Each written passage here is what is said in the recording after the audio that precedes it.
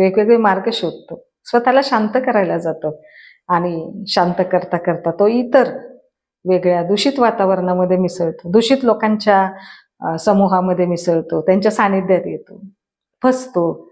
त्याला आमिष दाखवलं जातं.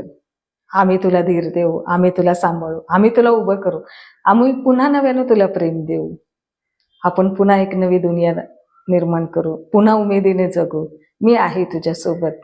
आणि असं म्हणून पुन्हा एक नवा ट्रॅप, पुन्हा नव्या जाळ्यामध्ये, पुन्हा त्याच ट्रॅपमध्ये माणूस अडकत जातो. कुठलं प्रेम, कुठलं प्रेम? रसातळाला घेऊन जाणार, आयुष्याला बर्बाद करणार, जो तो स्वार्थ, ज्याला फक्त काय हवंय त्याला तो माणूस हवाय, ज्याच्याकडे काय आहे देण्यासारखं त्याला ते जाळ्यात ओढणार, ज्याच्याकडे काहीच नाहीये, गमावण्यासारखं काही नाहीये, देण्यासारखं काही नाहीये, त्याच्या बाबतीत कुणी ट्रॅप टाकत नाही.